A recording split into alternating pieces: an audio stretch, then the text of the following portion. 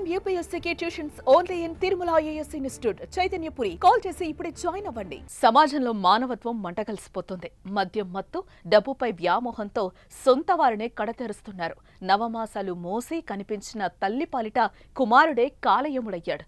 నగలు, డబ్బు కోసం చెరువులో ముంచి కడతెర్చిన ఘటన నిజామాబాద్ జిల్లాలో చోటు చేసుకుంది.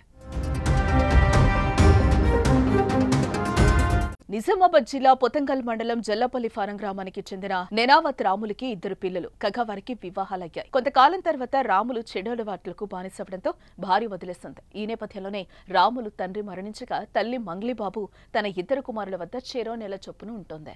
ప్రస్తుతం రాముల వద్ద మంగ్లీబాబు ఉంటుంది. అయితే అప్పటికే అతడు పూర్తిగా మద్యానికి బానిసైపోయాడు. ఇలా మద్యం తాగేందుకు తల్లిని డబ్బులు అడిగాడు. దీంతో ఆమె డబ్బులు ఇచ్చేందుకు నిరాకరించింది. దీంతో తల్లిపై కుమారుడు కక్ష పెట్టుకున్నాడు. డబ్బులు ఇవ్వనందుకు తల్లిని ఎలాగైనా హతమార్చాలని నిర్ణయించుకున్నాడు.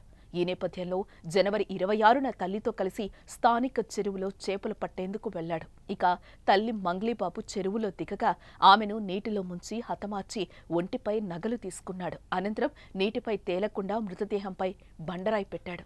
అనంతరం తల్లి కనిపించడం లేదని స్థానికులకు చెప్పాడు. ఈ తరుణంలో చెరువులో మృతదేహం కనిపించడంతో స్థానికులు పోలీసులకి సమాచారం ఇచ్చారు. మృతదేహాన్ని బయటకు తీసిన పోలీసులు రాములు ప్రవర్తనపై అనుమానం వ్యక్తం చేశారు. దీంతో అతన్ని విచారించగా తనే తల్లిని చంపినట్లు అంగీకరించాడు. దీంతో కుమారుణ్ణి అదుపులోకి తీసుకున్నారు పోలీసులు.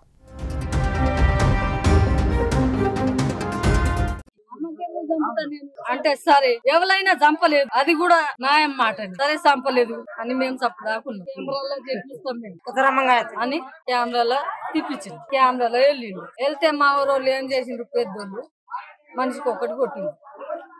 నువ్వే చేసినావు ఈ పని, ఎవరు చేయరు. కొడితే మరి ఏడుందో శవం నేను చూపిస్తాను అని తీసుకెళ్ళిండు. ఆడపోయి కొట్టిండు. కొడితే శవం చూపెట్టిండు.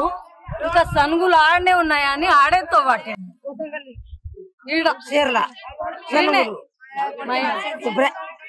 అంటే ఆడ తొవ్వితే ఆడ లేవని ఆడ మెత్తంగా చేసి తీసుకొచ్చిండు.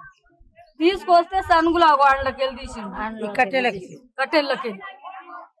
కట్టెలకి తీస్తే మేము తోందాం అన్నట్టు పోలీసులకు ఫోన్ చేసేసిండు. లోపడేసి తాళం వేసేసిండు. ఉప్పు పుడకలు, మట్టెలు అన్ని ఇంత ఘోరంగా ఇంత రైలు పెట్టింది. బోర్ల పెట్టి ఇంత రైలు పెట్టింది. ముంచిండు ఇట్లా నీళ్ళ. చచ్చిపోయిందా చచ్చిందా లేదా అని రౌతు, ఈడొక్క రౌతు, కాళ్ళకొక్క రౌతు రాయిలు పెట్టి వచ్చి స్నానం చేసుకొని పండుకుంది.